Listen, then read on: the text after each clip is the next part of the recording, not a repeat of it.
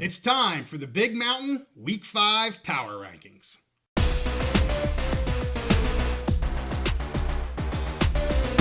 College football is back, and we're back on the Big Mountain. Hey, welcome back to the Mountain. It is time once again for the Big Mountain Power Rankings. I'm JY, and this is my good friend Steve. This is something we look forward to every other week. We love doing this. For those that are new to the channel, what we do is we take all the Big Ten, we take all the Mountain West, we include FSU, Washington State, and Oregon State, because we've adopted all three of those schools at this point. We follow those three very closely as well.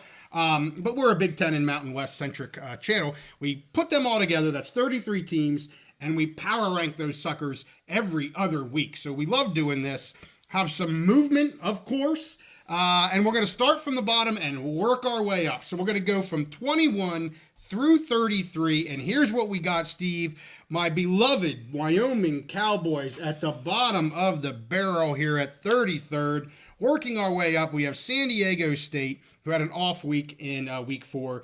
Air Force, New Mexico, Colorado State, Purdue, Utah State, Hawaii. Then at 25th, we have Northwestern, then Nevada, UCLA, Minnesota, and just out of their top 20, we've got Wisconsin. So, you know, Steve, what stands out to you here in this bottom group? Well, I felt terrible about putting your team, the Wyoming Cowboys, at 33, and I was like, boy, JY, he might be really pissed at me. And then I saw you also put them at 33. We both, so. well, yeah, I kind of have to. Yeah.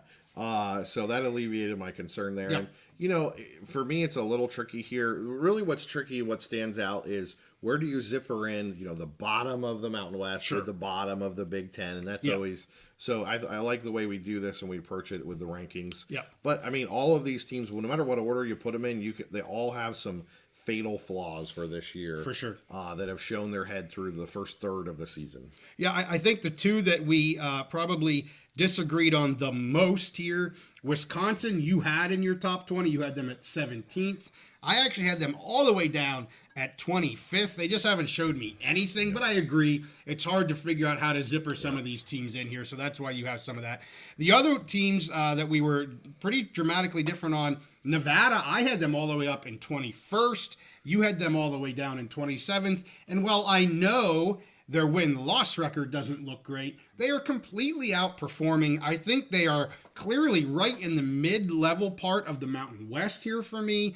I would, if they tomorrow had to play Utah State, Colorado State, I think they beat both of those teams right now with the way everybody's playing. So for me, I have them right outside of that top 20. I get it. If they're going to break into the top 20, they got to start winning games. Yeah. I don't see them really winning games. So I'm putting more stock on what I've seen out of them and maybe more stock on, wow, they're really impressing me compared to what I thought they were going to be like. So maybe I'm a little overrated. And that's why we average this stuff. Because then where it kind of comes out, you're like, yeah, makes sense. That makes sense. Yep. So anyway, that's our bottom 13. Steve, why don't you take the next group, 11 through 20? Yeah, so I'm going to go from the bottom up here.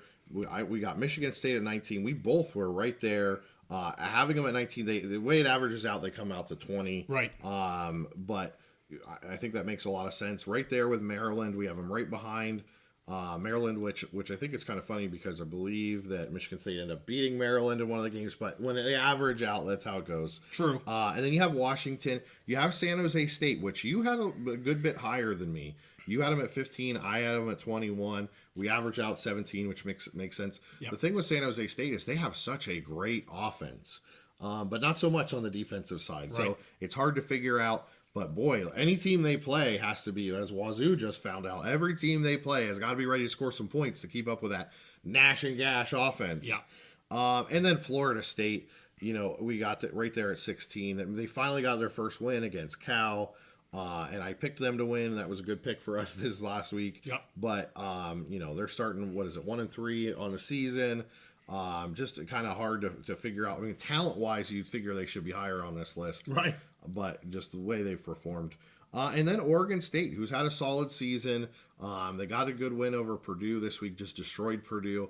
But, boy, they got smashed by Oregon. Right. So, and then Iowa as the next team who, solid season. You and I agreed on them at 14. So they came out as 14 and really good solid season, except for that loss to Iowa State where they led most of the game. Right. And then the next team in here, Fresno State, we averaged them out to 13 in our Big Mountain Power Rankings. They're one of those, they're right on the edge of breaking into the top 10, I think. Washington State right there. Washington State, I thought they would be ranked in the AP poll this week. They're not. They were the 26th team right behind Boise. Yep. We got them as number 12. They have a chance. They're playing Boise this week, I believe. Yes, they are. So they got a chance they could break into the top 10. And then Nebraska fell out.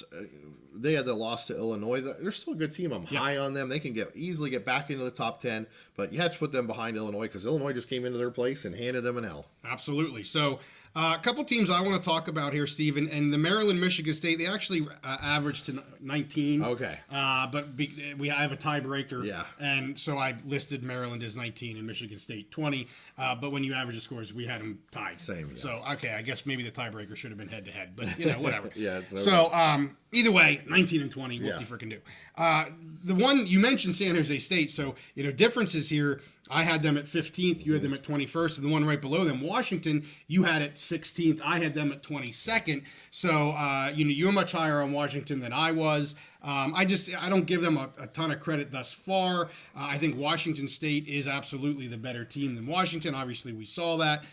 Northwestern's not a very good offensive team. No. You said that for a while. So, just nothing has really shown me any major positives for Washington. And when I look at San Jose State, I had them at 15th because when I look at some of these middle teams, with the offense that they have and what they did to Wazoo here this past week, I think, for me, I have San Jose State beating Florida State right now. If they were to play each other, I think because of the issues that Florida State has on offense, I think San Jose State just touchdown, touchdown, touchdown. Same thing against Washington.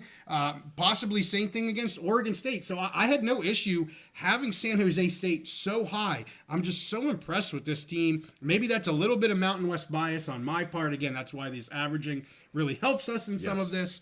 But I think where we have them here at 17, right there in that Oregon State, Florida State, San Jose State, Washington, I think they're right there. I mean, they're a solid team. Well, you talk about how the averaging just kind of works out.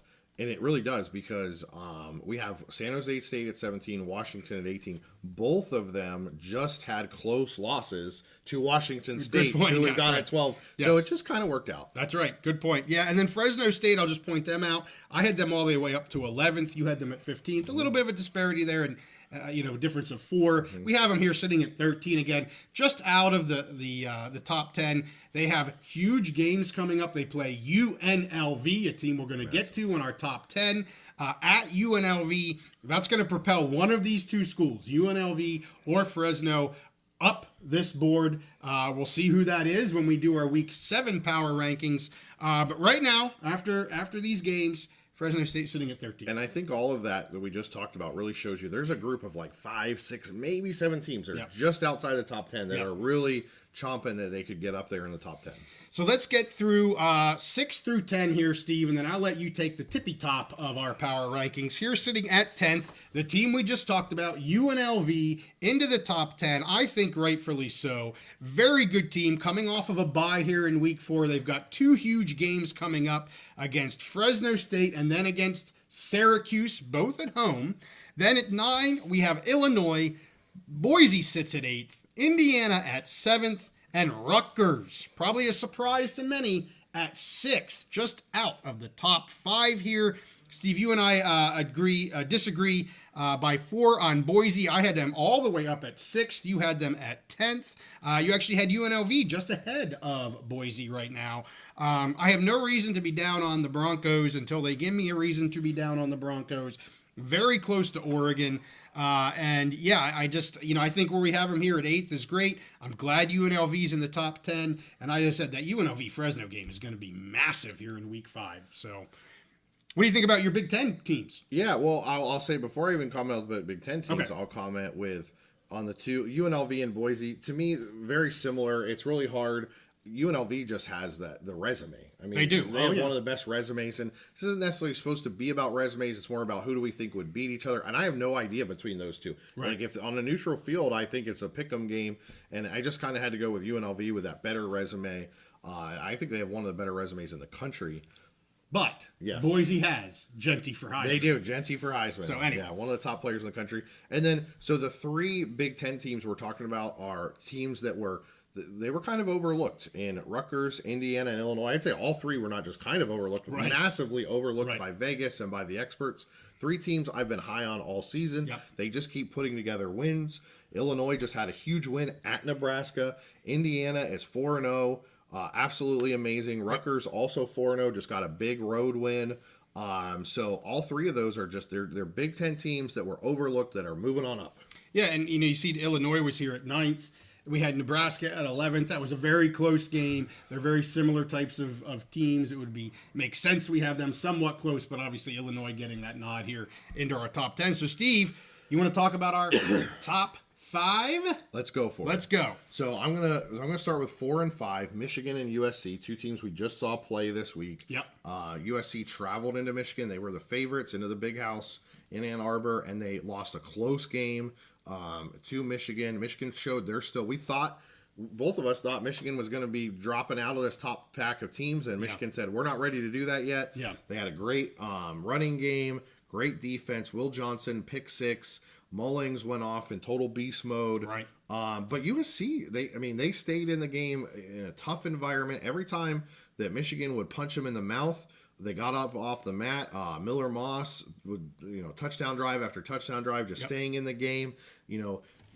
I will say, I'm still high on USC. They missed a big chance. This was a chance for them to make a massive statement where really, if they would have won this game on the road in the Big House, I might have had to look at them all the way, comparing them to Ohio State. Talent level, they'd have a much better resume than Ohio State. Yep. It'd be a tough. It'd be like which one's better on paper versus which one has a resume. But they didn't do it. They lost on the road to Michigan. Yep. So I think it makes sense. You had USC a little bit lower. I think with the averages, I think it makes sense having them close right there at 4 and 5.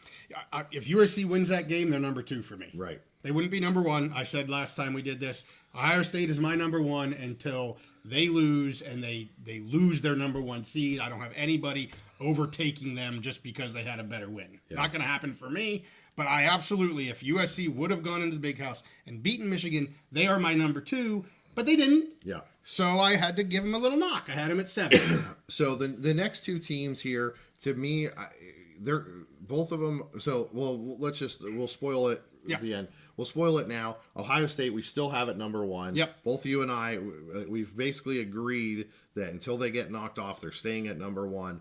It would have been a hard decision for me, USC versus Ohio State if they got that win, but they're the king of the mountain. So and then the next 2 teams, we have Penn State at 2, Oregon at 3. Each of us had them flip-flopped. Right. Whatever the tiebreaker came out. No tiebreaker. Yeah. We have a tie for 2. Tie for 2. Okay. Because it was 2-3, 3-2. I don't have a tiebreaker. There you go. So there's no number 3. So we have a tie for number 2. Penn State and Oregon tied for number 2. They're both going to have a shot at hosting Ohio State. Both teams had some disappointments early in the season. They both came in highly rated, had some disappointments against what are supposed to be lesser teams, but then have also come up with big wins. Penn State got that win at West Virginia. They just blew out Kent State. Right. The knock on Penn State right now is, they didn't perform as well as everyone expected against Bowling Green. Right. Well, Bowling Green has showed they're a darn feisty. Yep. They may be the best team in the MAC. We'll see. And Oregon, they started a little slow, but then they played Boise very, very close.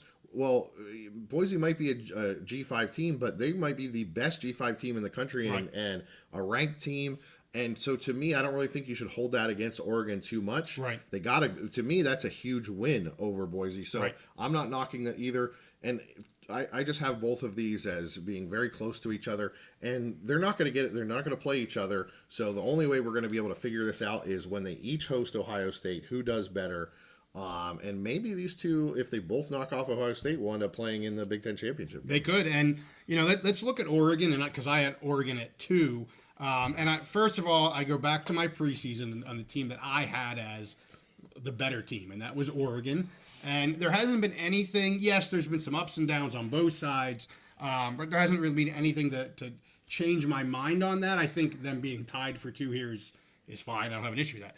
But you look at, they played Boise close. Well, they're our number 8 seed on our rankings. They crushed Oregon State, our number 15, who's there with Iowa, who's there with Fresno, who could, certainly, depending on what happens in the UNLV game, they're going to want to be ranked in the top 25. So, I mean, when I look at kind of who's Oregon's played, I get the West Virginia. I guess Bowling Green. I get Bowling Green could be better than people think. I just the resume is a little bit better for me than with Oregon, and my preseason original thoughts on this team are still where I had them. So that's why I have Oregon just slightly ahead of Penn State, but no issue with the tie at 2. And we talked about Ohio State. They're going to be our number 1 until something happens. So there's not much more to say about them, quite frankly. Agreed. So, hey, there they are. Hey, leave some comments down below. Tell us what you agree with. Tell us maybe what you don't agree with. We have some huge games coming up, especially in the Mountain West here in Week 5.